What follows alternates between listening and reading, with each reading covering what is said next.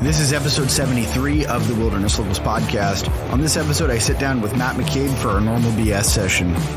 Matt is an accomplished BC hunter who has recently taken his best mule deer to date and his first caribou. Matt's an awesome dude and a great friend of ours, and we think you'll enjoy the conversation. This episode of the podcast is brought to you by Caribou International, the toughest hunting gear on the planet, bar none. Right now, Caribou has the Black Friday sale running. It's 20% off on current models of bags and frames, and I think it's actually store-wide. So go over there and check it out.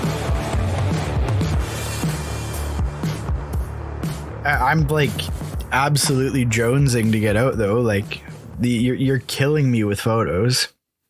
Yeah, we've been definitely having a lot of success over the last few weeks. Mm-hmm. Kind of had a tough go at the start of the season, having surgery, and then getting the COVID and missing the first 6-8 weeks of the season. Mm-hmm. But yeah, we've been doing well the last few.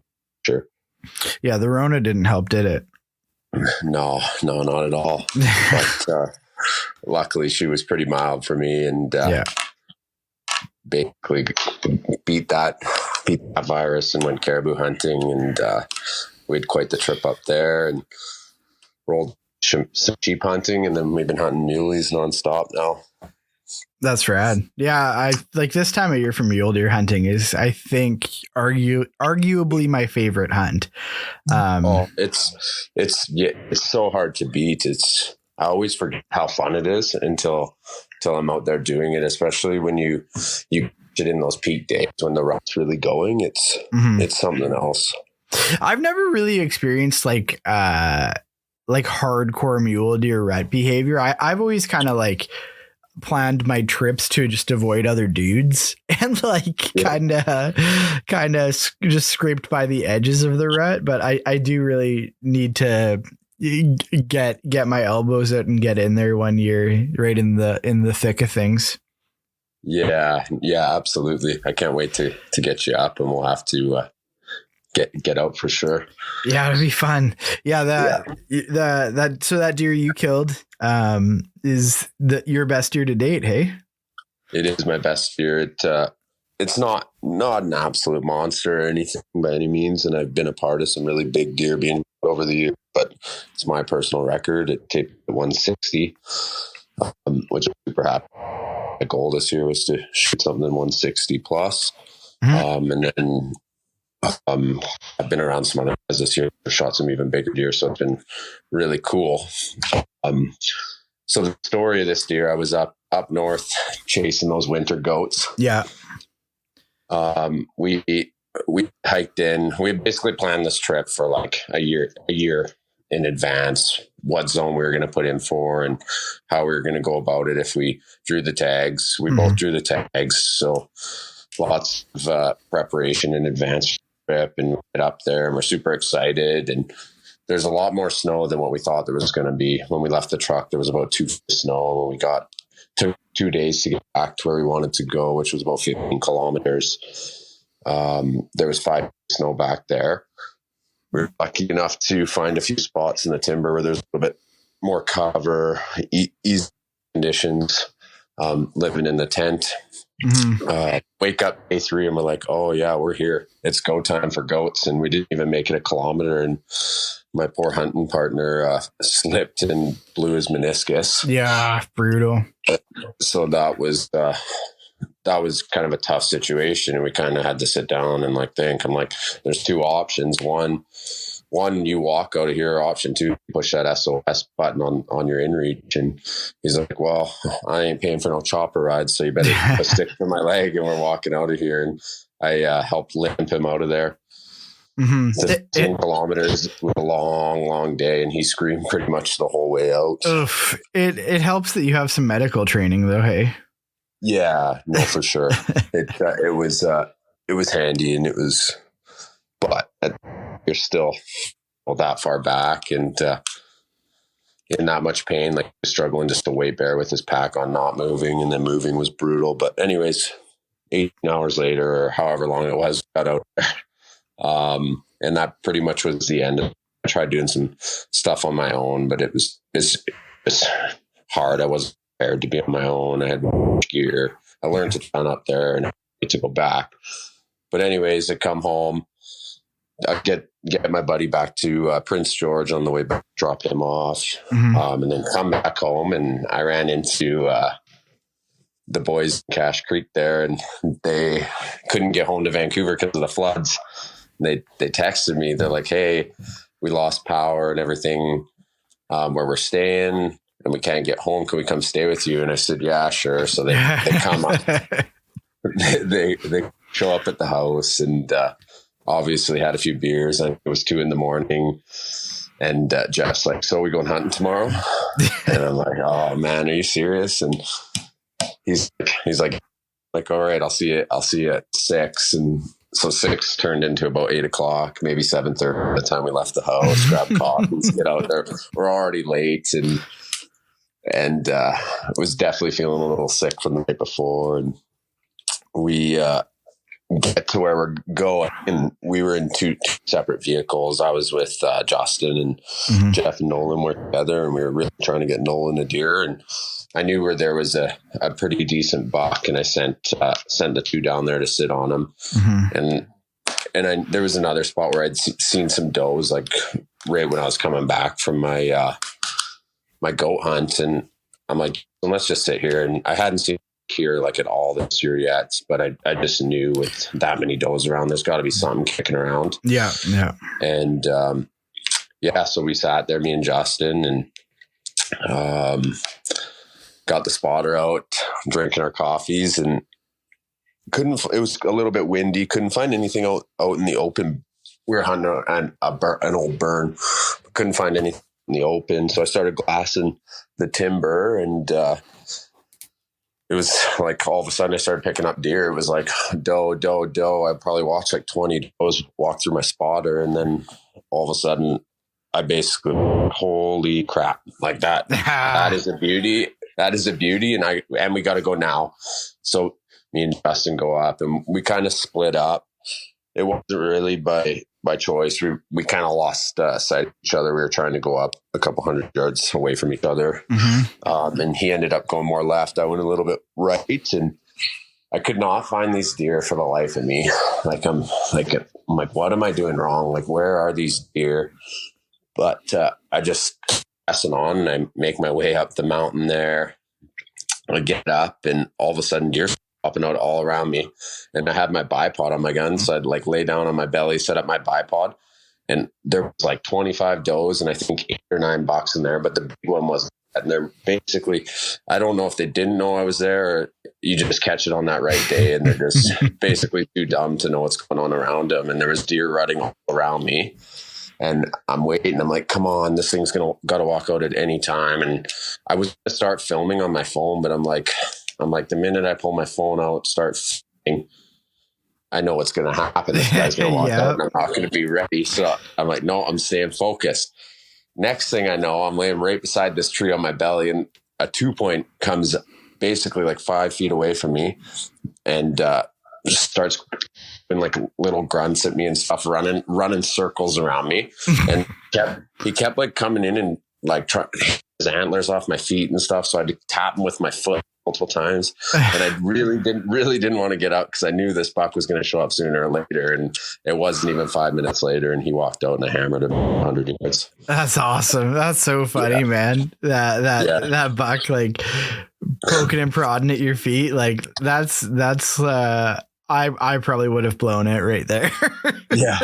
I was trying not to laugh, for one. And then 2, like I was also worried. I'm like, is this thing going to start stomping me or what? Like, I didn't know, but he, just let off a little bit.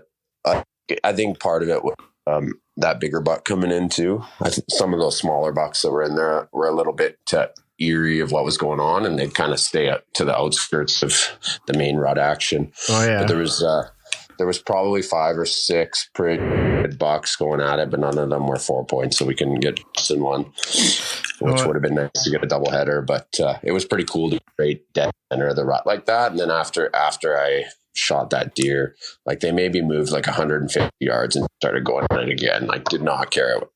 It was something else. Yeah, you just like hit it just right. Hey. Yeah, just like that. There's always like a few of November. Like if you can hit them just right, like and goes around, you're have a good day. You're going to see some crazy stuff. And that's basically what happened a few years for me since I've been pretty excited. That's funny what you said about filming this year. When I shot that bull, I had taken a video, and basically what happened is I like came over this rise. I could smell this bull, and I heard him stand up, and I heard antlers hit branches. Right, I was like, "Oh, it's bull, nice." Yeah. And I like reached down and like switched my phone to video mode, and like on the bino harness that I use, I can like slip my phone into the top pocket, and the camera like points right out. It's deadly. It works killer, right? Yeah. And I like. It happened so fast anyways. I like quickly switched it to video, hit record, slid it in. And I guess I hit the lock key to end it. Yeah. But like, I thought I had the whole thing recorded, and it was just like, but I realized shortly after that it wasn't recording, but just like you said, I was like, I don't have time to mess with this. I need to kill this thing. For sure. Filming hunting's hard, but I find elk hunting one of the hardest things to film for sure. Like things happen so fast, and you're up so close and personal with them that you don't have time. I find elk hunting just regularly catches me off guard. Like you would not believe the number of with me being so elk focused for a handful of seasons in a row now. You wouldn't believe the number of times I've like just jumped like a good bull out of a bed and just watched them run out of your life forever. You know. Oh yeah, it's heartbreaking. It's devastating. It's so good though. Like it's so good for your like resolve and learning about hunting. That's the thing about elk hunting. For me, it was like a training ground, and like where I hunt elk, I feel like I could hunt elk anywhere now, because where I hunt them, they just live in terrible terrain, right? Yeah, absolutely. You're hunting them in one of the harder portions of the province for sure. You also had a successful caribou hunt this year. I did. That was a really cool hunt for sure. I had never done a fly-in trip, and I went with Old Southgate there. Yep. And my buddy Nick Millick, who was also a killer. Yeah, I don't think we had you guys on before. We haven't had you on since, have we? Yeah, I haven't been on since the start of hunting season. Since I've started hunting this year anyways. Yeah. Just been too busy, pretty much been just out in the bush any chance I get. Was that your first boo? My first caribou, first fly-in trip. Rad. Yeah. We were way up in the northern portion of the province. Yeah. We flew in there, and honestly, like I did end up shooting a caribou, and so we did come home with some meat, but it wasn't what we were expecting. We thought we were going to go in there with how remote we were going, and we weren't going to see other guys, and we we're going to see a ton of caribou, and that's not really how it played out. There was definitely some issues with flying. I won't drop any names on here, but one of the outfits was double booking, and and basically not getting guys in or out on time. And then you had people coming out of other places in BC, and basically everywhere we went up there was guys. We ended up shooting my caribou like 16 kilometers from the lake. Oof. So and for me, I'd actually never been up and close and personal with a caribou, and I didn't realize how big they were until it was on the ground. I'm like, holy, we got our work cut out, boys. Oh yeah. At least there was 3 of you.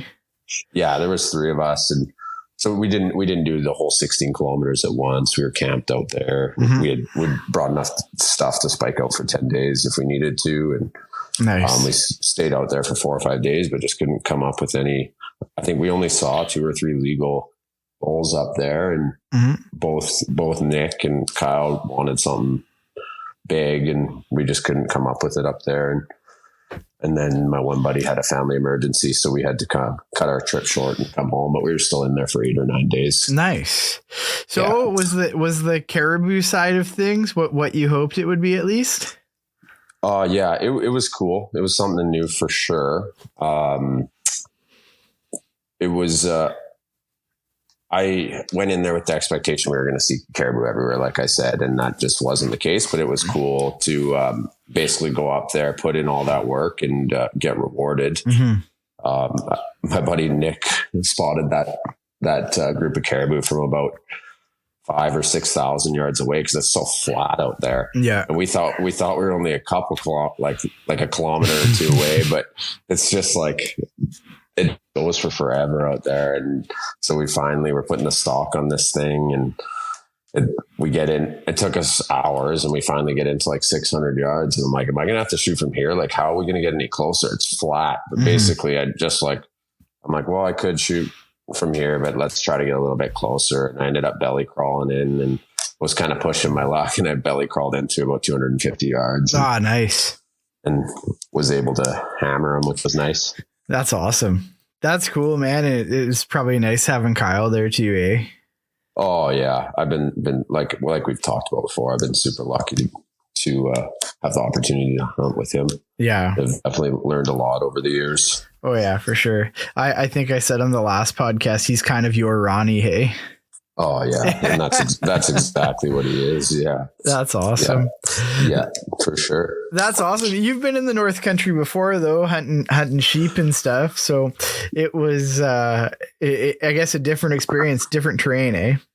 Yeah, way different terrain. Obviously, there is mountains around if you really want to go climb them, but that wasn't the goal of this trip. We were strictly caribou hunting, and so it's flat, but different conditions up there. Like it's swampy, it's wet, and it was cold. Like the day I shot my caribou, it was -15, and that morning and then it'll warm up over the course of the day. That was the coldest day. Most days it was around -5, -7. Yeah. Would be your cold. And then at the warmest part of the day, it'd warm up to like +3.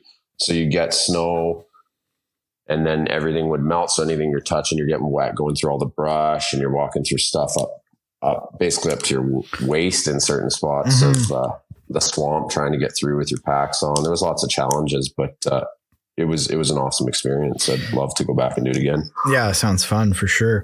And you're going back for your goat that you didn't get done this past, like I guess a couple of weeks ago now, eh? Yeah.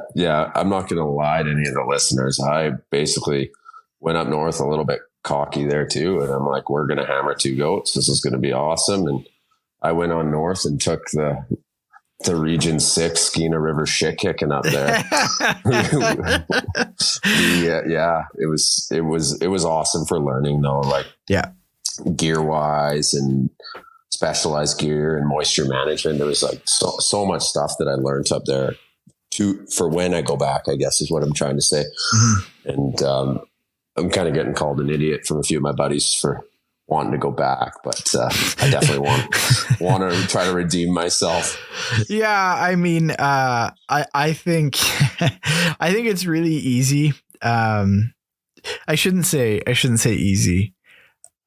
Like on our goat hunt, it was my first goat hunt, right? And we went into it with like this expectation of it just being impossibly hard, right? Yeah. And as we're kind of going through it, I was like, this isn't so bad. Like I've hiked through terrain like this before.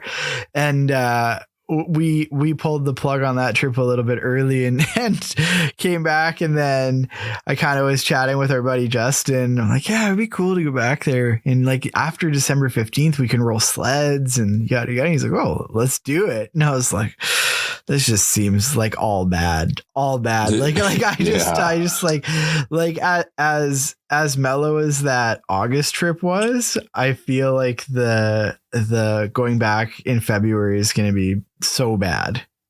Yeah, for sure. Just different challenges. Sometimes there's like certain aspects of it that can be easier, and there's a lot of aspects that can be harder that time of year. But I mean, a guy could get lucky and catch goats down a little bit lower in the timber and some of the easier accessible areas. You don't have to get so high. And yeah, that's I just had Barclow on the podcast the other day, and that's what I was saying to him. Like, I think our plan is basically to roll the sleds down low and see what we can glass from the bottom and work it bottom up and see if we can't find a respectable billy actually not even a respectable billy, the billy that I was trying to kill in August. I hope he's still around and in the same area, because I think we'll be able to get to them from the bottom.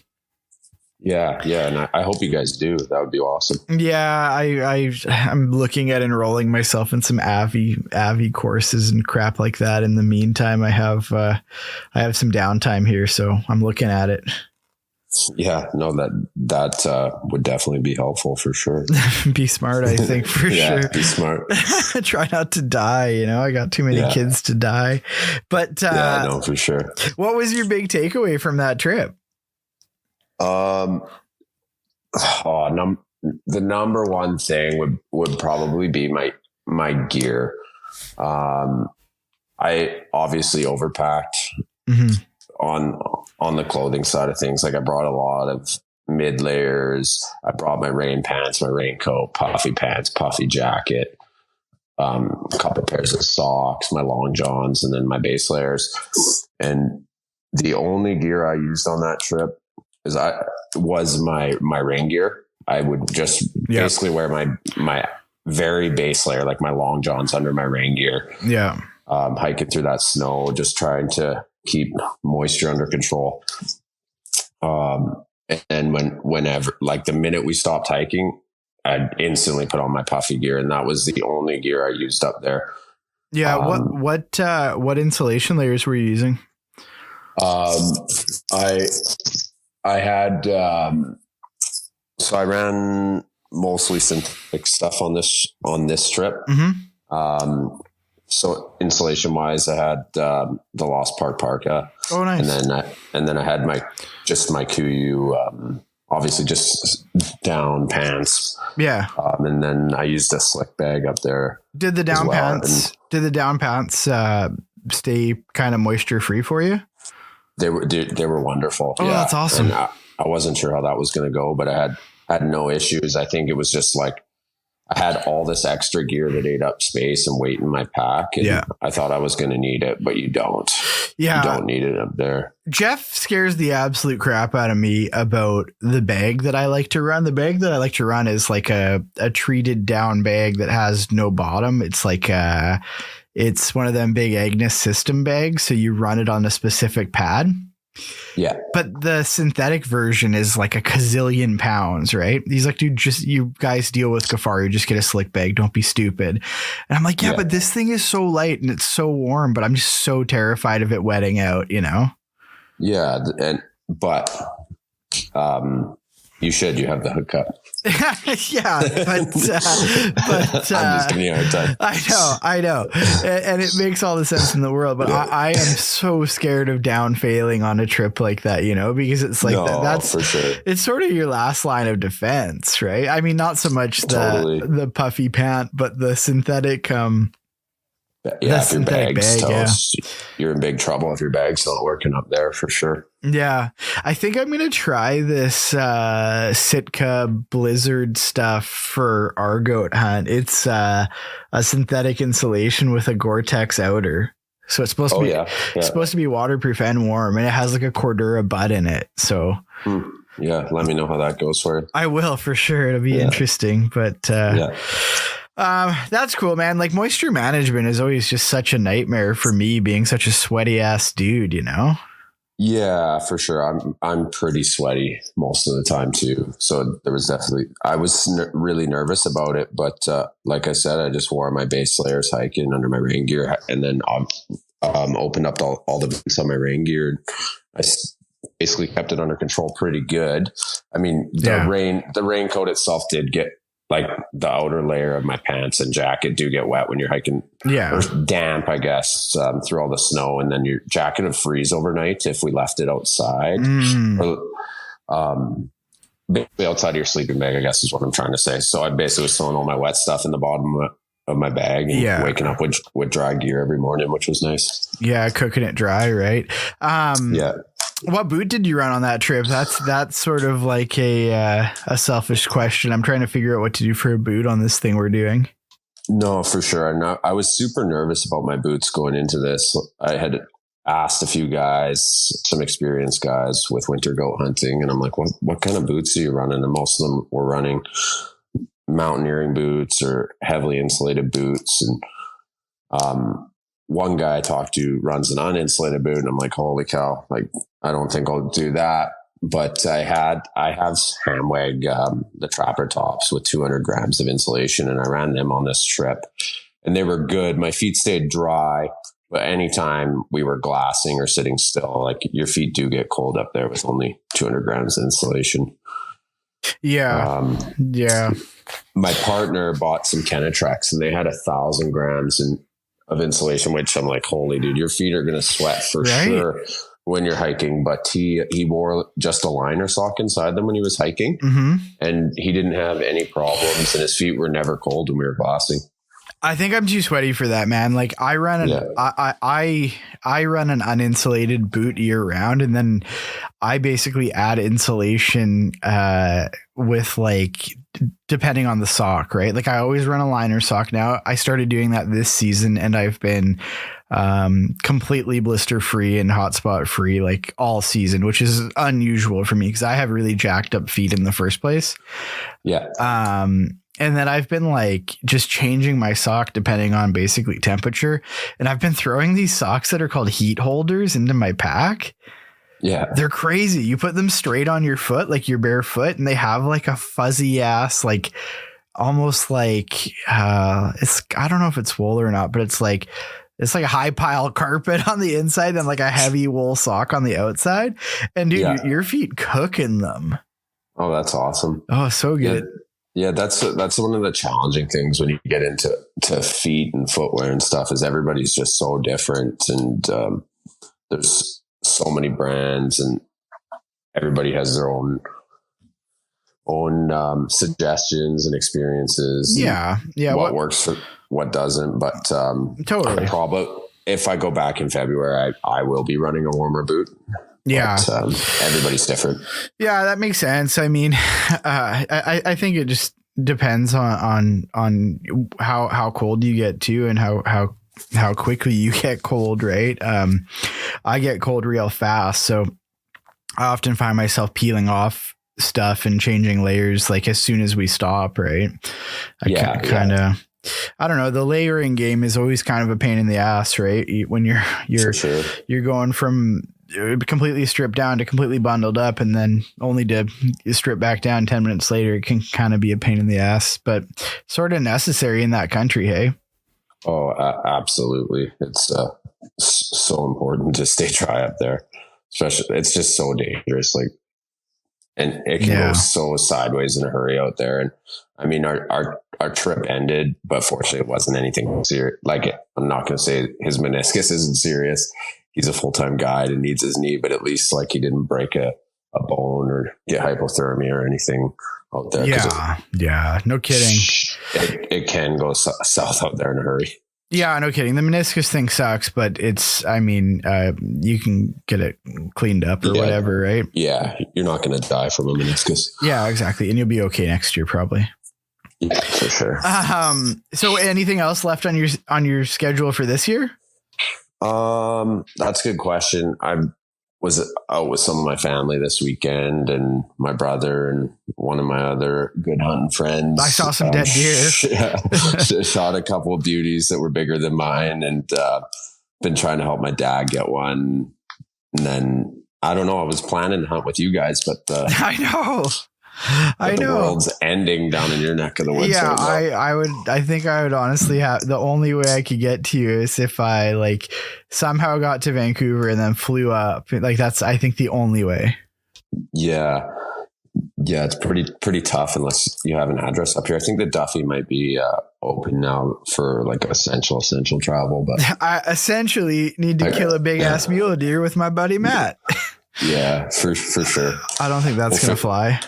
Probably not, but we'll get out eventually. And then, have any time, maybe I'll chase some whitetails or. Yeah, I keep trying to convince you and Cole to come kill blacktails with me. Next year, I'm coming for sure. Dude, do it. I have that one spot that I keep telling you guys about. That, like, we basically need to commit 3 days once we're in there because it's a pain in the ass to get in, but it'll be so fun. Oh, it'd be a good time for It's sure. honestly not that different than goat hunting once you're up top. Like, it's like the same kind of smash through brush, terrible climb. You get soaked. You're all wet, sweaty. Like, your first day sucks. And then the next days are great. Oh, absolutely. That's what we need. That's what we need. No, for sure. It does look like it has its own. I've kind of been watching you and your experiences this year, and it looks like it has some of its own challenges down there for sure. Oh yeah, it's different. I mean, I'm coming to regret decisions that I made in September for sure, with having passed on deer that I probably would pretty happily put an arrow through right now. Yeah, but that's always the battle, right? You know, you early in the season, you might have different goals than you have by the end of the season, right? Oh yeah, your goals change in a hurry if your freezer's empty. It's like days of the hunting season is like drinks in the bar, I guess, right? Oh yeah, that's a good reference for sure. I don't know. Maybe. Yeah. Oh. Yeah, it's just like watching old Augustino there at the bar. Yeah, his standards change quickly. Oh no, he's gonna have something to say about that. So what's the? I mean, so you're going back for goat. You're going February, right? Yeah, I think we'll go near the end of February. That'll actually be rad because we'll be up there at the same time. And now that I think about it, perfect. So we could help each other out if we have to. I'm gonna absolutely pull the Matt, please help me card. What are you dying to do? Like, what's for a guy that's done a lot of stuff and a guy that finds success often? What's something kind of on the horizon that you're really looking forward to? Honestly, man, the number one thing for me would probably be a bighorn. I've been just working so hard at it, and I've walked away from so many young legal rams, and it would be awesome to put one of them on the ground. I was super close this year. Chased a ram. I was pretty silent about it to most people, but I chased a ram for about 2 weeks. It was right there. And when it came time, I just couldn't follow Jeff's rule where you look at it 3 times and it's legal each time. It was legal and then always not, and then he's legal. And I'm sure he was just legal, but I just couldn't bring myself to do it. And I let that ram walk, unfortunately, and hoping I was going to see him again.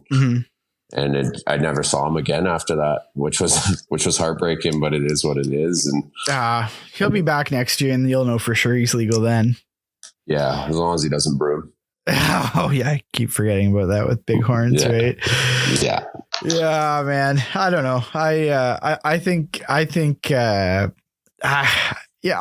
like what you guys are doing with the bighorn thing, like you and Jeff and even Cole, man, like it's one of those things where the odds are so stacked heavily against you that I think even seeing rams that are close is like almost as cool as killing them, you know?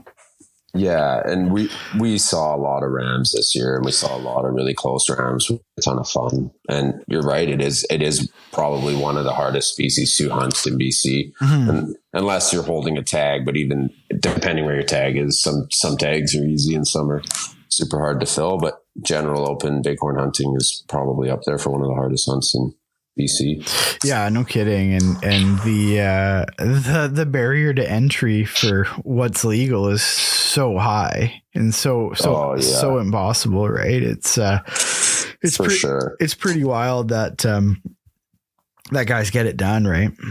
Yeah, it is super cool to see.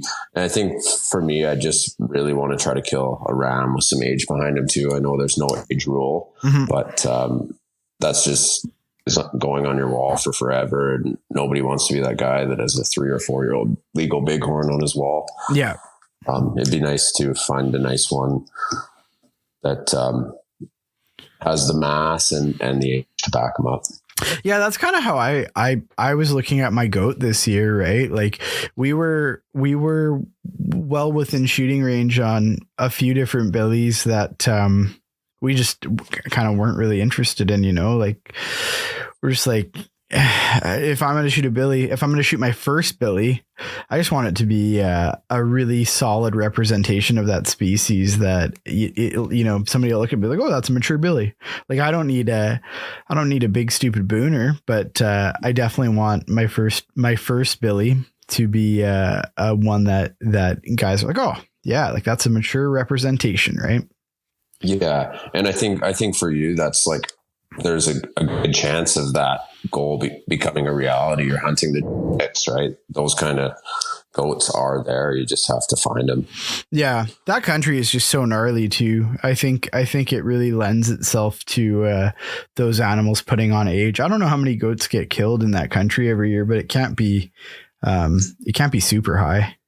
Yeah, I think it really depends where you are too. Like some zones are definitely way easier than others, and some zones have higher success rates, and some definitely have very low success rates. Yeah, that makes sense, man. I'm really looking forward to what you do in February. Who's going with you in February?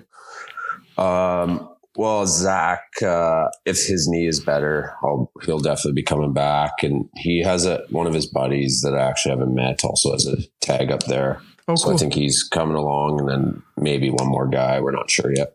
I think actually Ronnie has a tag there, but I don't think he'll go in February. In my zone or your zone? Your zone, not my zone. Oh yeah.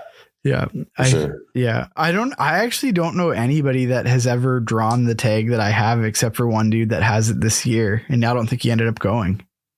Oh, really? The odds are way harder on your zone than they are mine, I think. Yeah. It's pretty wild, dude. We saw, I think me and Wasey figure we saw over 100 goats on that trip. And I think we saw 40 on the hill that we were hunting. That's awesome. I was just so enamored in everything and taking everything in while we were up there. Like, I didn't take nearly enough photos. Like, I don't even think I put my phone scope on my spotter. I was just like, I was living in the moment, No, for sure. It's a nice getaway. That was rad though. When we were up there, me and Wasey got cell phone service. I'm like sending you guys photos. You're like, what the hell? But we're still. How are you texting us? We're still on the mountain. Yeah, no, that's super rad. And it was, it's never cool to run into the kind of wolf pressure that you guys experienced up there, but it was cool to see you guys get a crack at it. Couple wolves, eh? Yeah, no, it was neat. All of the like real hardcore mountain hunters that I know, including you guys, were all like, yeah, like the amount of time we've been in the mountains, we've never been in a valley that had that many wolves in it. Like, no. It's like we went in there, there's 16 wolves, and like we could kind of get a beat on them every day where they were in that valley, what they were doing. We would hear them crack off and then go hunting, and then we'd hear them do roll call and everybody would check in. Like, it was super wild. That area is it's not a huge area, and there's a ton of wolves in there, and like they would be running right above you in the cliffs and stuff. You'd like just hear rocks tumbling, look up and be like a wolf staring at you. It was kind of eerie at times. For sure. I was kind of wondering about that. I was like, are the wolves just sitting down in the valley bottoms waiting for the goats to cross, or are they actually going up and hunting them? No, they're hunting them for sure. Like, the one billy that we spent a day trying to kill. We basically, we got to 500, and it was just a shot that I was unwilling to take. Yeah, for sure. Goats are tough too. Yeah. And it's like, that's not at that point of my, at that point in my life, I just I wasn't ready to shoot that far, like maybe I'll get there one day. But at that moment I wasn't. So we decided to kind of belly crawl back, drop down this sort of, I don't know, it's basically a cliff. We just sort of shuffled down the edge of it back to the valley floor, dropped some elevation, and then, got to the bottom of the valley, and we're kind of working our way back up, and we realized that those goats were sitting on that open flat where they were, because the wind changes directions right there, right? So as soon as the wolves got onto that kind of flat that they were in, like they could smell them, and they had that escape terrain behind them, right? And then kind of from that moment forward, we started really looking hard at the terrain when we were like even thinking about stalks, and we were like, okay, that goat's there because the wind is most likely going this way and his escape terrain's there. And then we really started watching the wolves and how they were interacting with these goats, and like certain groups of goats, like the nanny and the kid groups, when the wolves would crack off, they would peel out, but the billies would just hold fast. I'm like, no, we got this. Like, we know we have wind in our favor. We have the escape train in our favor. So I'm sure those wolves are mostly eating kids and nannies and stuff like that. I don't think they're eating old billies, because the old billies are just like, they just hold fast right on the edges of that escape train, you know? Yeah, especially that time of year too. Like the early season, they're usually in harder places to get at, but come November, that changes for sure. Yeah, I wonder if those wolves are making a living off them still, because there's probably a pile of snow up there right now, right? Yeah, it's tough to say, and it depends where those goats end up wintering too. And yeah, I don't know. The other thing is we didn't see any grizz up there, which was kind of nice for us. Yeah, we were. I didn't think we were going to see any this time of year up there, and we didn't on our goat trip. But I had a buddy who was up there at the same time, and he had a run in with one, but fortunately nothing went sideways, and they both went their separate ways. Oh, that's good. Yeah, I've never really had any run-ins with grizz, so I mean that's good. I know you guys kind of have gotten into them before, eh? Yeah, we had a close call with one actually in the interior last year of all places. And well, I shouldn't say one, there was two. We had shot a couple of deer, and the shots were like the dinner bell for the bears. The bears both came in and they ended up fighting. And I think one was about 5-footer, and they're both boars, and the other one was over 8. He was a big bear. And you can imagine who won that fight. And he killed this bear, would not leave that kill, like was standing in it. And he'd take runs at us and stuff, but we didn't have to shoot the bear, thankfully. But it's never a good feeling when a grizzly's running at you. No kidding. Yeah, that's pretty scary.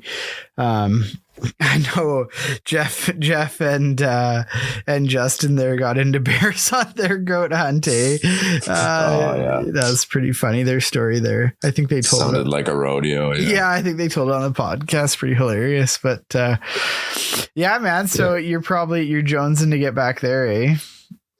Yeah, I'm looking forward to it. I'm kind of stubborn, and I probably will continue goat hunting in this super hard place to hunt goats until I kill one.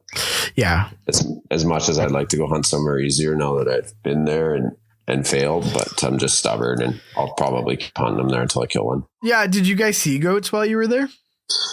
Not in places we could get to. Oh yeah. Okay. We also didn't really get to hunt where we wanted to hunt because we basically got there, and then Zach and he went the first day of hunting. Oh, so.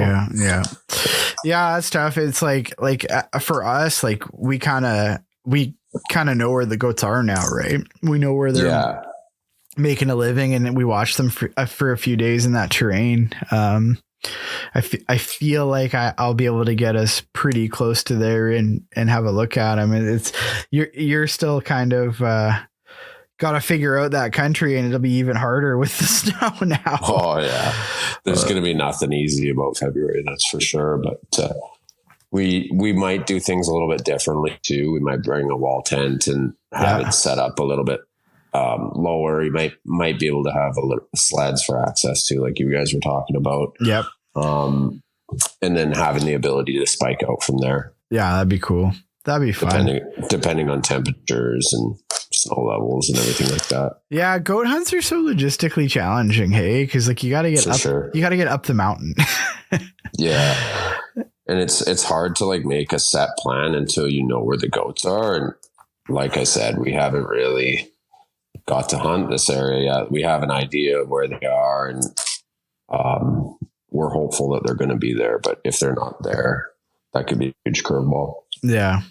So I can't. Did we answer what's on the schedule for 2022? No, haven't got there yet. If all goes well, I'd like to obviously like to go stone hunting again with my buddies. I probably won't be the one killing, but I'd love to make it up north again.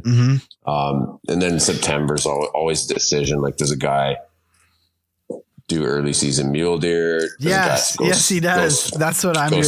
Yeah, that's absolutely what I'm doing. Yeah, go straight into bighorn, or the guy spend all his time elk or caribou hunting. So I basically got to figure that out. I probably won't go caribou hunting this year unless I did a fly in for like moose, caribou, multi-species trip. Yeah. But we'll see. It's too hard to not elk hunt. It's so much fun. Yeah. I mean, yeah, dude, you're telling me, like, I just have so many, I have quite a few years in a row now of just being like single species focused, you know, where like I have all these spots that I want to go to in September for mule deer, and I just like I can never bring myself out of the elk woods to go do it. But I think 2022, that's what I'm gonna do. I think I got Justin convinced to do a trip on horseback with me too, which will be tight. Yeah, that'd be super awesome. And I think that's kind of where I'm at right now. Like, I really want to kill a bighorn. And if you want to kill a bighorn, you got to spend the time sheep hunting, right? You're not going to show up for a day or two and kill a bighorn. That's just not the luck I have. So I don't know. You sent a photo of one little baby guy that looked legal that I think you probably could have shot on day one. Yeah, I've been walking away from that ram for like 3 years now. He's just not growing. The worst part is he's not even young anymore. He's just ugly. He'd be a good one to take out of the dream pool. He's just not one that you want on your wall for forever. That's absolutely a Tyler ram. Yeah, absolutely. I call him the call ram. Yeah, he's a call ram. All right. That's funny. But I try to remember, at least there's still a breeding ram there. So yeah, totally. Maybe he won't pass on his ugly genetics. Yeah, he will. But when you sent that photo, I was honestly just confused. Yeah, you thought it was Photoshopped. It's like, who shrunk his head? He was standing beside, I think he is either like 7 or 8 now. And he was standing beside like a 3-year-old, and the 3-year-old was, and I'm like, this is silly. Yeah, for sure. You should definitely kill him. Yeah. He needs to come out of the pool. No kidding. There's going to just be years and years of just tiny 8-year-olds in there. Yeah, for sure. Oh man, that's awesome. So that buck your brother killed, that looked like a stomper, eh?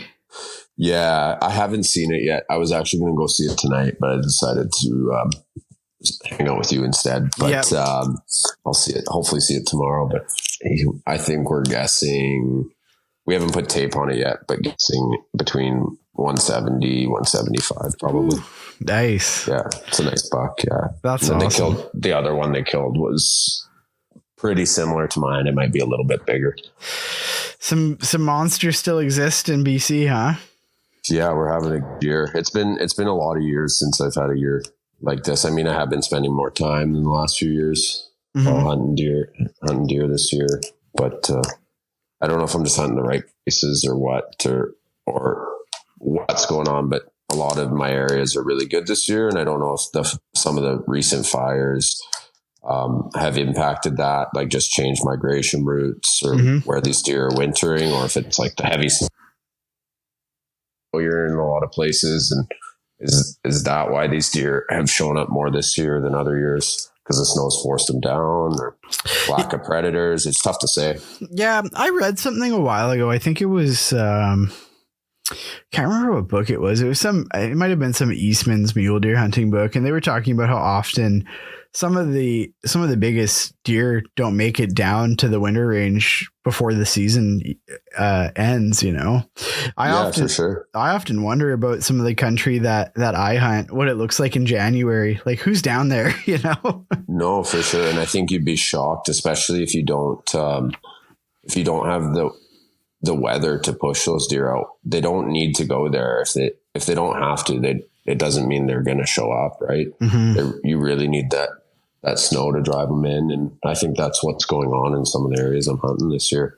Super cool. And it just hasn't been that way the last few years. So made me want to drive a little bit farther to branch out to some of my old hunting areas, because I've been hunting a lot closer to home over the last couple of years. But it's been cool to get out and see how many deer were out there. Super wicked, man. Are you going to try to cut a whitetail tag? I know you were kind of tossing it around. I'm kind of torn. I'm having so much fun hunting mule deer this year that, I mean, whitetail, I'm not saying whitetail isn't fun either, but for me, I just love mule deer hunting so much, and I've seen my buddies succeed too. Yeah. And I have enough meat to make it through. So I might just keep doing this. But I know Kyle's been bugging me to make it down to come hunt with him. So we'll see what happens. Yeah, that'd be cool. That's fun. He's a great dude. I love chatting with that guy too. Yeah. He's a cool cat. Cool, man. Well, yeah, dude. It's probably time for me to get tucked into bed. Yeah. It's past my bedtime. Yeah, for sure. Okay, right on, brother. Good chatting with you always. I'll hit end on this thing. Thanks for listening. If you enjoyed the podcast, please subscribe and leave us a review. You can follow us on Instagram at Wilderness Locals. If you want to support the podcast, please check out the gear, articles, and whatever else we're up to on the website at www.wildernesslocals.net.